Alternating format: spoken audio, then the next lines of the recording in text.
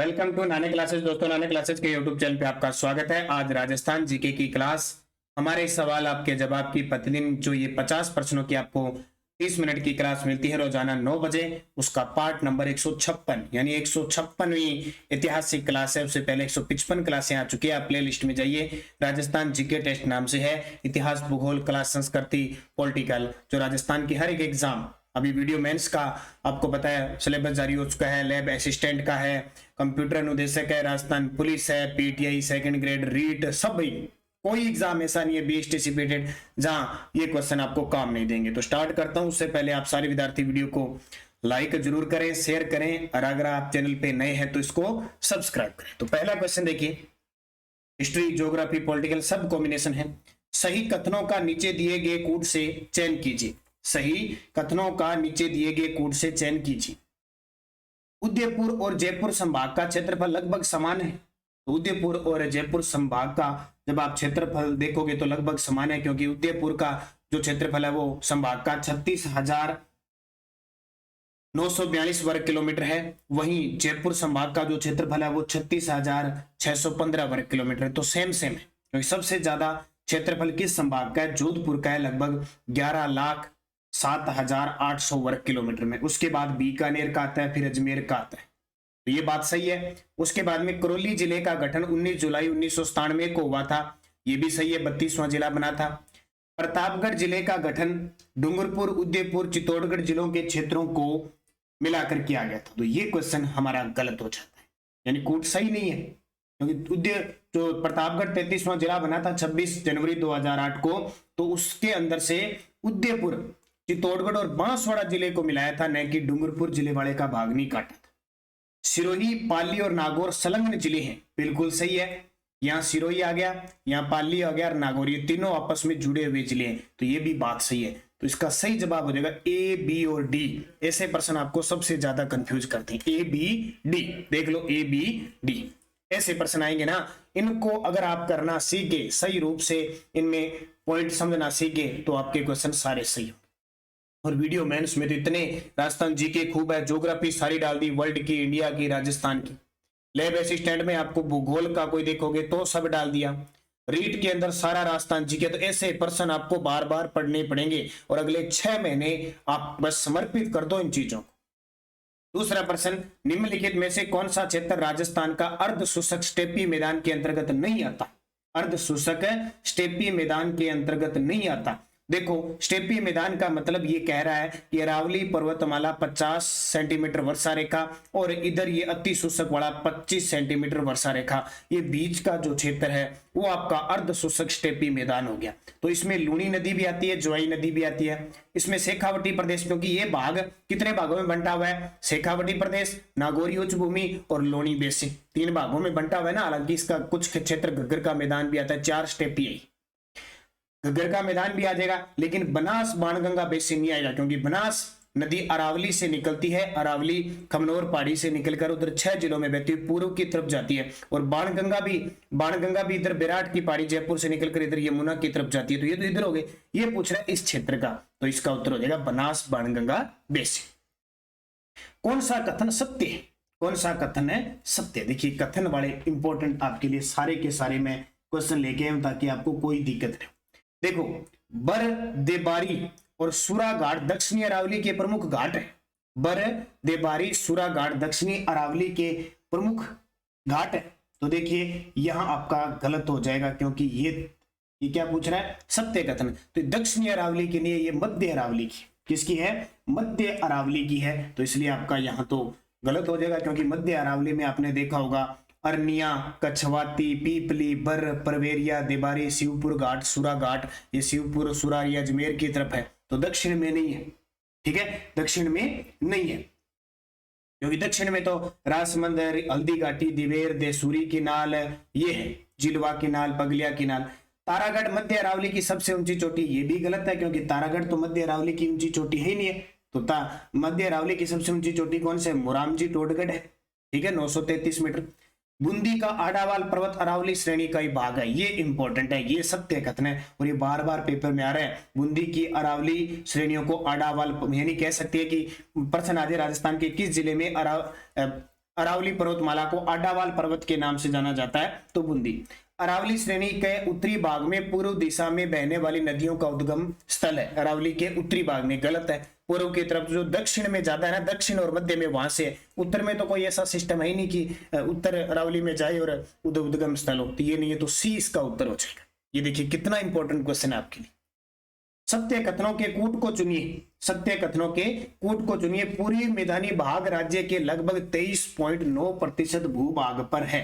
बिल्कुल सही है, यानी लगभग आ गया तो ये सही है। बनास बाणगंगा बेसिन को पिडमांट का मैदान भी कहते हैं। बिल्कुल सही है। चंबल और बनास के बीच की भूमि विंध्यन कगार भूमि कहलाती है। बिल्कुल, यहां से चंबल और यहां से बनास, इसके बीच की भूमि को क्या क्या कहते हैं? विंध्यन का कगार भूमि कहते हैं। बिल्कुल सही है। राजस्थान में स्थित ऊपरमाल भौतिक प्रदेश दक्कन के अलावा पठार का प्रकार है। ये भी बिल्कुल सही है। तो चारों के चारों सही है, तो उत्तर हो जाएगा 1 2 3 4। कितने खास महत्व के प्रश्न है। राजस्थान की जलवायु के संबंध में कौन सा कथन सही नहीं है? अब आपको पेपर में ऐसे प्रश्न मिलेंगे। राजस्थान की जलवायु के संबंध में कौन सा कथन सही नहीं है? सही नहीं है पूछा है, 4 ऑप्शन है। ठीक है, कौन सा सही है और कौन सा गलत है पहले देखते हैं। राजस्थान में सर्वाधिक वाष्पीकरण की वर्षा दर वाला जिला जैसलमेर और न्यूनतम सिरोही है। ये तो गलत हो गया। वाष्पीकरण जैसलमेर जरूर होता है, लेकिन न्यूनतम सिरोही नहीं है, न्यूनतम झालावाड़ है। राजस्थान को 2 बराबर भागों में बांटने वाली समरेखा वर्षा 50 सेंटीमीटर है। ये बिल्कुल सही है। अरावली से इधर वाली ये सम 50 सेंटीमीटर वर्षा रेखा है और ये 2 भागों में बांटती। ये कथन तो सही है, ये गलत है। राजस्थान में होने वाली ग्रीष्मकालीन मानसून पवनें हिंद महासागर से आती है। राजस्थान में होने वाली मानसूनी जो पवनें हैं वो हिंद महासागर से आती है। बिल्कुल हिंद महासागर से आती है। एक अरब सागर की खाड़ी वाला और एक बंगाल की खाड़ी वाला मानसून आएगा कुछ दिन बाद, देख लेना। राजस्थान के चूरू जिले का दैनिक तापांतर सर्वाधिक पाया जाता है। ये गलत है। दैनिक तापांतर जैसलमेर का सर्वाधिक पाया जाता है। तो गलत कौन सा हो गया? गलत हो गया पहला और चौथा। गलत कौन सा हो गया? पहला और चौथा, क्योंकि दैनिक तापांतर जैसलमेर का है जबकि वार्षिक तापांतर चूरू का है। ये छोटी छोटी बातें आपको याद रखनी है अच्छी तरीके से। ठीक है, तो ये ध्यान रखना। तो अब उत्तर क्या हो जाएगा? गलत पूछा है तो 1 और 4 सही हो जाएगा, 1 और 4 गलत हो जाएगा इसका। कोपेन के अनुसार जलवायु प्रदेशों का कौन सा युग्म असंगत है? कोपेन, अब बार बार बता रहा हूं, कोपेन से प्रश्न आता ही आता है जलवायु प्रदेश, क्योंकि कोपेन ने जलवायु प्रदेश को जो बांटा है, डॉक्टर कोपेन ने, वो वनस्पति को माना है। किसको आधार माना है? वनस्पति को। जबकि एक वैज्ञानिक है थॉर्नवेल भूगोलवेत्ता है, उसने वर्षा, तापमान और वाष्पीकरण को माना है। जबकि एक भूगोलवेत्ता टिवारथा ने वर्षा को जलवायु प्रदेश का वर्गीकरण आधार माना है। तो कौन सा युग्म असंगत है? आपको ऐसा प्रश्न मिलेगा। एडब्ल्यू, पहले तो मैं आपको बता देता हूं, 4 भौतिक भाग है ना, 4, उसमें कोपेन ने इसको माना है BWHW। जो स्टेपी प्रदेश है उसको माना है BSHW। जो पूर्वी जलोढ़ मिट्टी वाला है उसको माना है CWG। और ये इधर मालवा का पठार और हड़ौती का पठार, इसको माना है AW। ऐसे माना है। अब देखो ये क्या कह रहे हैं कि असंगत बताना है। AW चित्तौड़गढ़ झालावाड़ है, बिल्कुल ये इधर बड़ा क्षेत्र सही है। BSHW जोधपुर जालोर है, ये भी सही है, बिल्कुल सही है, B ये है। CWG बांसवाड़ा डूंगरपुर है, CWG बांसवाड़ा डूंगरपुर, ये गलत है। CWG के अंदर ये आपका ऊपर वाला क्षेत्र आएगा, पूर्वी मैदानी वाला। तो डूंगरपुर बांसवाड़ा तो किस में आ जाएगा? AW में। और BWHW में गंगानगर जैसलमेर, ये भी सही है, तो असंगत है ये। अच्छे तरीके से पढ़ना है कोपेन को। भारत वन रिपोर्ट 2021 के अनुसार राजस्थान में प्रतिशत भौतिक वनावरण क्षेत्र के आधार पर जिलों के अवरोही क्रम का विकल्प चयन कीजिए। अब ये पहले तो ये समझना, ये भारत वन रिपोर्ट 2000, इसका मतलब 17वीं वन रिपोर्ट अभी जारी हुई है। मैं आपको पूरा वीडियो दे चुका हूं, बार बार तैयार करवा चुका हूं। भौतिक वनावरण क्षेत्र के आधार पर अवरोही का मतलब क्या हुआ कि आपको बड़े से छोटे की ओर सबसे ज्यादा वन, फिर उससे थोड़े कम, फिर उससे थोड़े कम, ऐसे आपको याद करना है। तो सबसे ज्यादा वन है उदयपुर में, फिर है प्रतापगढ़ में, सिरोही में, करौली में। अब ये प्रतिशत में पूछ रहे हैं तो उदयपुर, प्रतापगढ़, सिरोही, करौली। अगर आपसे सीधा पूछता तो आपका उत्तर होता उदयपुर, अलवर, प्रतापगढ़। ठीक है, ये कंफ्यूज मत होना, प्रतिशत में, भौगोलिक क्षेत्र में सारा अलग अलग है। कौन सा कथन सही नहीं है? आज क्वेश्चन थोड़े से डीपली क्वेश्चन हो सकते हैं, थोड़ी समझ पर आधारित हो सकते हैं, लेकिन बहुत इंपॉर्टेंट है, हर एक एग्जाम के लिए इंपॉर्टेंट बनेंगे आपके लिए। कौन सा सही नहीं है? देखो, शुष्क सागवान के वन दक्षिण राजस्थान में पाए जाते हैं, बिल्कुल सही है। राजस्थान में वनों के कुल 10 मंडल माने गए हैं, ये गलत है। राजस्थान में 12 मंडल है। वनों के कुल कितने मंडल माने गए हैं? 12 मंडल माने गए हैं। जैसे जयपुर वाला, जोधपुर वाला, कोटा वाला, बूंदी वाला, अजमेर वाला, भरतपुर वाला, टोंक, झालावाड़, चित्तौड़गढ़, उदयपुर, सिरोही, बांसवाड़ा। उदयपुर मंडल में उदयपुर और राजसमंद जिले आते हैं, बिल्कुल सही है। राजस्थान के जिन प्रदेशों में वर्षा 50 से 80 सेंटीमीटर के मध्य होती है, वहां अधिकांश मिश्रित पतझड़ वन पाए जाते हैं, बिल्कुल सही है। मिश्रित पतझड़ वन पाए जाते हैं, ये भी सही है। तो ये एक गलत हो गया। अब इस चीज का पता होगा ना तो अपने क्लियर कर सकते हैं। और वन आपको देखें, जलवायु और द्रातलीय विषमताओं के आधार पर देखें तो राजस्थान में मुख्यतः 5 प्रकार के वन पाए जाते हैं। मंडल कितने हैं? 12। ये देखिए आसान सा क्वेश्चन, सिंपल सा क्वेश्चन, जोहड़बीड़ गढ़वाल कंजर्वेशन रिजर्व कहां स्थित है? राजस्थान में। आपको बताया कि संरक्षित क्षेत्र कितने? 14, और एक और बन चुका है, 15वां बन चुका है, शाहबाद के जंगल 12। ठीक है, तो ऑप्शन अगर 14 था तो 14 करना है, 15 है तो 15। जोहड़बीड़ गढ़वाल कंजर्वेशन रिजर्व कहां स्थित है? तो सारे जानते हो बीकानेर के अंदर है। कहां पे? बीकानेर के अंदर है, सिंपल सा। इसके अलावा और आपको पेपर में बहुत बार पूछे जाते हैं बिशनपुर कहां पे?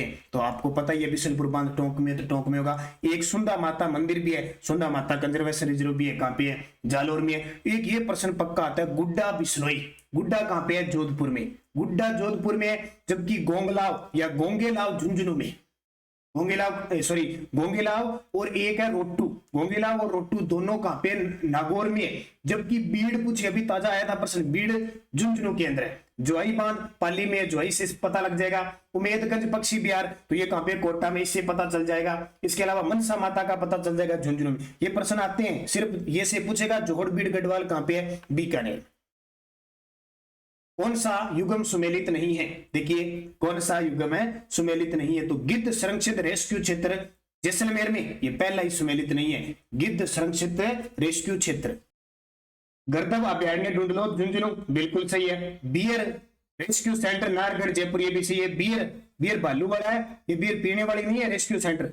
बियर सावेला जलाशय डूंगरपुर में है। कहां पे? सावेला जलाशय डूंगरपुर में है। Bear rescue centre Nahargarh Jaipur में है। गर्दभ अभयारण्य ढूंढलो झुंझुनू में है। ये गिद्ध संरक्षण रेस्क्यू ये जैसलमेर गलत है, बीकानेर में। कौन सा युगम सुमेलित है? सही कूट का उत्तर दीजिए, सही कूट का उत्तर दीजिए। केंद्रीय शुष्क बागवानी संस्थान बीकानेर में है, सही है। केंद्रीय मरु क्षेत्र अनुसंधान संस्थान जिसको हम कादरी कहते हैं, जोधपुर, ये भी सही है। राजस्थान का सबसे बड़ा कृषि जलवायु खंड अति शुष्क आंशिक सिंचित क्षेत्र है। और राजस्थान का सबसे छोटा कृषि जलवायु खंड उप आर्द्र दक्षिणी मैदानी है। कौन सा युगम है? सही सुमेलित है, सही कूट का उत्तर देना है।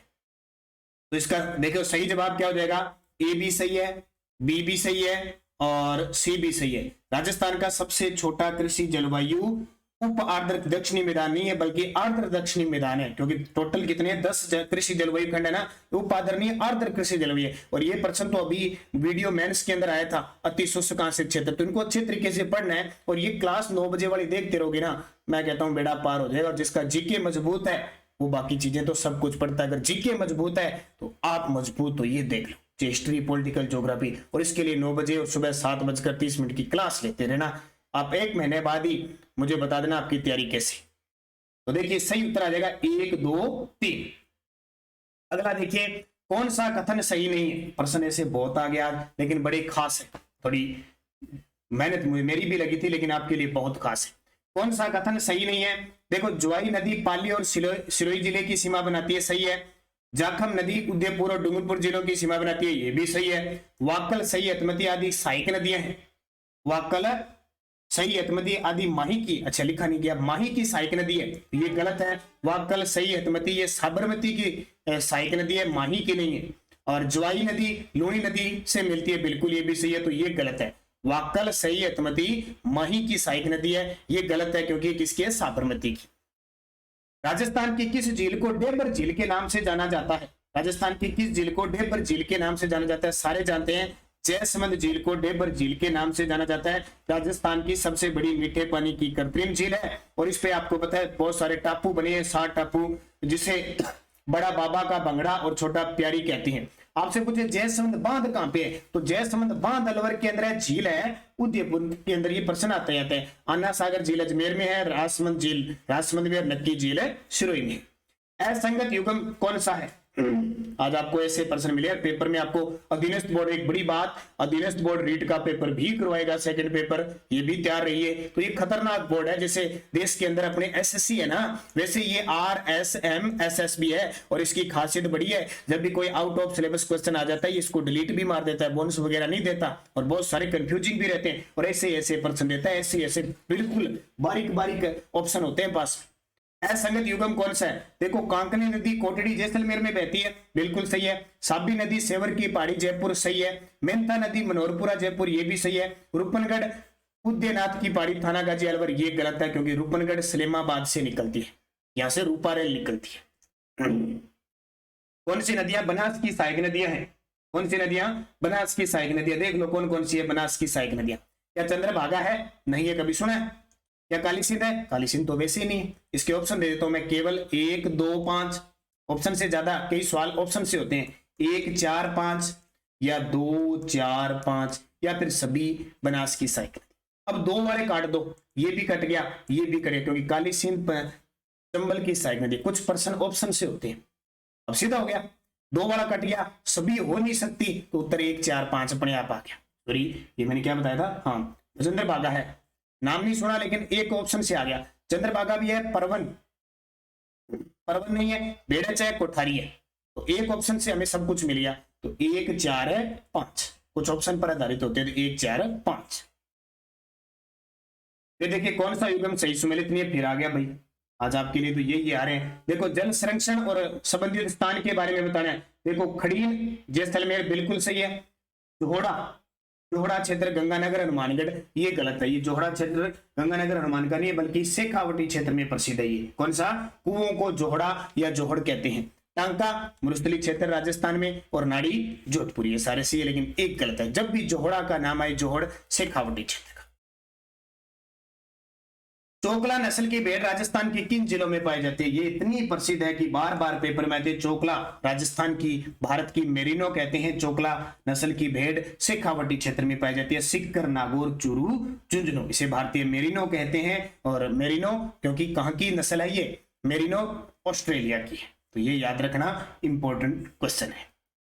अगला, निम्न में से राजस्थान का मरु त्रिकोण पर्यटन केंद्र कौन सा है? निम्न में से राजस्थान मरु त्रिकोण पर्यटन केंद्र कौन सा है? तो इनमें से 3 होंगे, कौन से? जैसलमेर, बीकानेर, जोधपुर। जैसलमेर, बीकानेर है, और इंपॉर्टेंट, इसको अच्छे तरीके से याद रखना। राजस्थान में बीकानेर, जैसलमेर, जोधपुर मरु त्रिकोण में आते हैं। जबकि एक आता है जयपुर स्वर्णिम त्रिकोण का हिस्सा, उसके अंदर दिल्ली, आगरा, जयपुर आते हैं। और राजस्थान में पूछे कुल कितने पर्यटक परिपथ है? तो 10 है। राजस्थान का कबीर किसको कहते हैं? तो सारे जानते हो, राजस्थान का कबीर दादू दयाल जी को कहते हैं, जिनकी मुख्य पीठ कहां पे है? नरेना, जयपुर। इनका जन्म अहमदाबाद, गुजरात के अंदर हुआ था। मैं बता चुका हूं, ज्यादा डिटेल बताऊंगा तो वीडियो 1 घंटे का हो जाएगा। हमारा टारगेट है 50 क्वेश्चन तथ्य भी बताया जाए और 30 मिनट तक रखा जाए, फिर भी थोड़ा सा ऊपर चला जाता है। राजस्थान के किस संत से दिल्ली के सुल्तान सिकंदर लोधी इस कदर प्रभावित हुए कि उन्होंने उसे भूमि में दान दे दी? भूमि दान दे दी। तो जसनाथ जी को किसने? सुल्तान सिकंदर लोधी ने 500 बीघा भूमि दान में दी थी। जसनाथ जी कतरिया सर, बीकानेर में, जिनकी मुख्य पीठ है। निम्न में से कौन सा सुमेलित नहीं है? लोक देवता मुख्य पूजा स्थल के बारे में बताना है। देखो, पाबूजी कोलूमंड फलोदी, सही है। देवनारायण जी असिंध भीलवाड़ा, बिल्कुल सही है। मल्लीनाथ जी तिलवाड़ा बाड़मेर, बिल्कुल सही है। हड़बू जी बुंडेल नागौर, ये गलत है, क्योंकि बुंडेल नागौर इनका पवित्र स्थानीय है। हड़बू जी पंचपीरों में शामिल है। सांखला, महाराजा सांखला के पुत्र और राव जोधा के समकालीन थे। ये याद रखना है। रामदेव जी के ये मौसेरे भाई थे, और गुरु इनके कौन थे? बालीनाथ जी थे। और इनका जो पूजा स्थल है वो बेंगटी फलोदी में, है। हालांकि बुंडेल नागौर में इनका जन्म हुआ था, लेकिन बेंगटी फलोद में इनका पूजा स्थल है, क्योंकि यहाँ पे लोक देवता पूजा स्थल पूछा, तो ये सही है। निम्न में से असुमेलित बताइए। तिथि और मेले से संबंधित असुमेलित। देखो, जीर्ण माता का मेला अश्विन मास में लगता है, बिल्कुल सही है। चैत्र और अश्विन 2 में लगता है। पुष्कर मेला कार्तिक मास को लगता है, बिल्कुल सही है। भरतहरी का मेला, जंकन फटे साधुओं का मेला लगता है पांडुपोल, भरतरी, सरिस्का अलवर में, तो बैसाख और भाद्रपद महीने में लगता है, बिल्कुल सही है। डिकी कल्याण जी का मेला भाद्रपद, ये गलत है। डिग्गी कल्याण जी का मेला जो टोंक में लगता है ये श्रावण महीने में लगता है। कौन से? श्रावण महीने। अगला देखिए, मजार ए फकरी राजस्थान के किस जिले में स्थित है? नाम सुना है क्या आपने? मजार ए फकरी। तो मजार ए फकरी राजस्थान के डूंगरपुर जिले में स्थित है। यानी कहां? गलियाकोट के अंदर सैयद फखरुद्दीन की मजार है। फैक्री, फकरी से आ गया फखरुद्दीन की मजार, और दाऊदी बोरा संप्रदाय की आस्था का प्रमुख केंद्र है। इसे कहते हैं मजार ए फकरी। अटपटी, लहरिया और मदील किसके प्रकार है? अटपटी, लहरिया और मदील किसके प्रकार है? तो पुरुष पगड़ी के प्रकार है। किसके? पुरुष पगड़ी के प्रकार है भी। आभूषणों और उनके पहने जाने वाले अंगों का कौन सा युग्म सही नहीं है? आभूषण, तो देखिए, तुलसी गले में पहना जाता है, बिल्कुल। अंगोटिया कान में पहना जाता है, बिल्कुल सही है। गोगली कान में पहनी जाती है, और वरकड़ी पैर में पहनी जाती है, ये गलत है। वरकड़ी पैर में नहीं पहनी जाती, बल्कि वरकड़ी नाक में पहनी जाती है, पैर में नहीं पहनी जाती। वरकड़ी कहां पहनी जाती है? नाक में। कपड़ों पर की जाने वाली पेच वर्क की कलाकारी किस क्षेत्र से संबंधित है? कपड़ों पर की जाने वाली जो पेच वर्क की कलाकारी है वो कहां की प्रसिद्ध है? तो वो शेखावटी क्षेत्र की प्रसिद्ध है। ठीक है, शेखावटी क्षेत्र की खास प्रसिद्ध है। सारिया कला क्या है? देखिए कितने विद्यार्थी इसका जवाब देते हैं। सारिया कला क्या है? अब आपको एक आधा कला संस्कृति में ऐसा प्रश्न मिलेगा। कुंवारी कन्याओं द्वारा दशहरे से पूर्व दीवार को गोबर से उकेरना, कागज पर देवी देवताओं के चित्र बनाना, या पशुओं के शरीर पर विविध प्रकार की आकृतियों से कलात्मक करना, या फिर सही उत्तर हो जाएगा आंखों को तीर के समान पैनी दर्शाने हेतु नीचे की पलक के साथ गुदवाकर उकेरी गई आकृति, पलक होती है ना उसके नीचे उकेरी गई आकृति को सारिया कहते हैं। जयपुर राज्य के उस कारखाने का नाम जहां चित्रकार चित्रों का सर्जन करते थे। जयपुर राज्य के उस कारखाने का नाम बताइए जहां चित्रकार चित्रों का सर्जन करते थे। तो बड़ा ही फेमस नाम है सूरत खाना।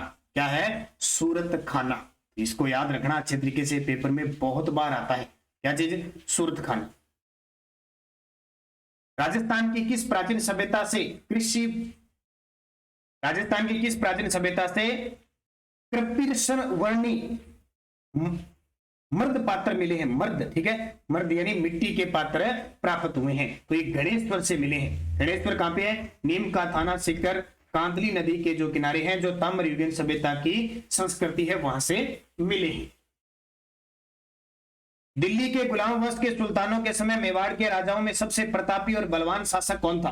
तो दिल्ली के जब गुलाम वंश के शासक थे, तो गुलाम वंश आपको पता है 1206 से 1290 तक रहा था। तो उसमें सबसे प्रतापी कौन था?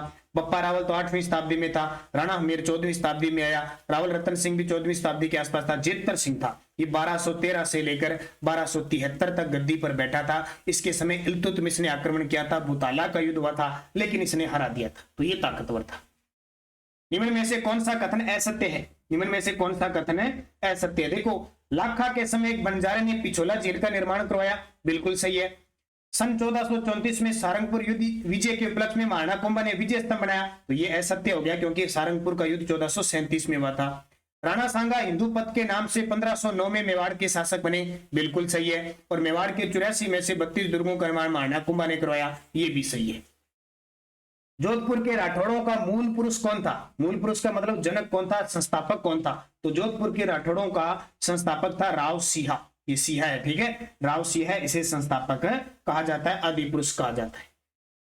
बीकानेर के किस शासक को राजपुताने का कर्ण कहते हैं? बार बार प्रश्न पेपर में आ रहा है, वीडियो प्री के अंदर भी आया था। तो राजपुताने का कर्ण किसको कहते हैं? राय सिंह को कहते हैं, और मुंशी देवी प्रसाद ने कहा था। निम्न में प्रश्नों में आमेर के कछवा वंश के शासकों का कार्यकाल दिया गया है, कौन सा विकल्प सही सुमेलित नहीं है? आमेर के कछवा वंश के शासकों का यहाँ कार्यकाल है, सही सुमेलित कौन सा नहीं है? देखो, अगर सही सुमेलित की बात करें, भगवंत दास 1573 से ये 1589 है, ठीक है, ये 1589 है, तो ये सही है। मान सिंह आया था 1589 में, 1614 में इसकी मृत्यु, ये भी सही है। मिर्जा राजा जयसिंह 1621 में आया था, 1667 में मृत्यु होगी, सही है। स्वाई जयसिंह 1708 से 1748, ये गलत है क्योंकि ये 1700 में आया था और 1743 में इसकी मृत्यु हो गई थी, तो ये गलत है। राजस्थान के किस शासक को ब्रजनिधि उपनाम से जाना जाता है? तो स्वाई प्रताप सिंह था, वो कविताएं लिखता था ब्रजनिधि नाम से। बीकानेर के राठौड़ वंश के प्रतापी शासकों का सही कालक्रम बताइए। बीकानेर के जो राठौड़ वंश है उनका सही कालक्रम आपको बताना है। राव कल्याणमल, राव लूणकर्ण, राव बीका, राव जेतसिंह। तो देखिए सबसे पहले कौन आया, आपको पता है लूणकर्ण पहले था, बीका पहले था, जेतसिंह पहले था। तो इसका कालक्रम बताना है तो सबसे पहले आएगा राव बीका, जिसने 1488 में बीकानेर शहर बसाया था, 3 नंबर पहले आ जाएगा। उसके बाद आया आपका लूणकर्ण, राव लूणकर्ण आया। उसके बाद में राव जेतसिंह आया और उसके बाद में कल्याणमल आया। तो 3 2 4 1 इसका उत्तर सही हो जाएगा, 3 2 4 1। जयपुर स्थित जल महल का निर्माण किस शासक ने करवाया था? जयपुर के अंदर जो जल महल है ना उसका निर्माण तो ये ऑप्शन ने दे दिया स्वाई जयसिंह। स्वाई जयसिंह ने बनाया था, क्योंकि अंतिम शासक मानते हैं स्वाई जयसिंह को, जिसने अश्वमेघ यज्ञ करवाया था। उस अश्वमेघ यज्ञ में भाग लेने के लिए राजाओं महाराजाओं ब्राह्मणों को बुलाया था और उसके लिए उसने क्या करवाया था, जल महल का निर्माण करवाया था। हुरडा सम्मेलन का आयोजन कब हुआ? तो हुरडा सम्मेलन मराठों को राजस्थान से बाहर भगाने के लिए, सभी राजाओं को इकट्ठा करने के लिए हुरडा सम्मेलन हुआ। हुरडा कहां पे? वर्तमान में भीलवाड़ा में है, लेकिन ये सम्मेलन असफल रहा 17 जुलाई 1734 को। राजस्थान पंचायती राज अधिनियम 1994 संपूर्ण राज्य में कब लागू हुआ? तो 73वां संविधान संशोधन और राजस्थान पंचायती राज अधिनियम 1994 ये 23 अप्रैल 1994 को लागू हुआ। राजस्थान में प्रथम नगरपालिका 1864 में कहां स्थापित हुई? तो राजस्थान में प्रथम नगरपालिका माउंट आबू सिरोही में स्थापित हुई थी। कहां पे? माउंट आबू सिरोही में। सन 1952 के परिसीमन आयोग में राजस्थान विधानसभा की सदस्य संख्या कितनी निर्धारित की गई? 1952 के परिसीमन आयोग में 160। पहले विधानसभा चुनाव हुए थे 160 पे, दूसरे हुए थे 176 पे, चौथे हुए थे 184 पे और छठे हुए थे 200 सीटों पर। आज 1977 की बात है ये, और आज भी कितनी सीटें हैं? 200। तो पूछे अंतिम बार कब सीटें बढ़ी? छठी विधानसभा में 1977 में। राज्य महाधिवक्ता की नियुक्ति किसके द्वारा की जाती है? तो राज्य महाधिवक्ता की नियुक्ति हमेशा राज्यपाल करता है। और वर्तमान में राज्य के महाधिवक्ता कौन है ये मुझे कमेंट करके बताना, क्योंकि 2-3 दिन पहले मैंने आपको पूरी डिटेल के साथ राजस्थान में कौन क्या का वीडियो दे दिया। राज्य के मुख्यमंत्री जो प्रथम विधानसभा चुनाव में ही चुनाव हार गए थे, ऐसे मुख्यमंत्री थे, कौन थे? जयनारायण व्यास। बाद में किशनगढ़ से उपचुनाव जीतकर जीते थे और जयनारायण व्यास राजस्थान के तीसरे मनोनीत मुख्यमंत्री थे और राजस्थान के एकमात्र मनोनीत व निर्वाचित मुख्यमंत्री थे।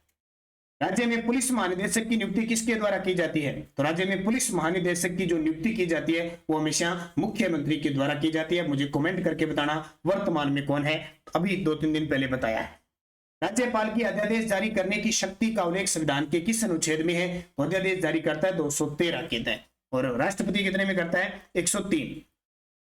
संविधान के किस अनुच्छेद के अंतर्गत राज्यपाल राज्य का विधानसभा को संबोधन करता है? संविधान के किस अनुच्छेद के अंतर्गत राज्यपाल राज्य के विधानसभा को संबोधित कर सकता है?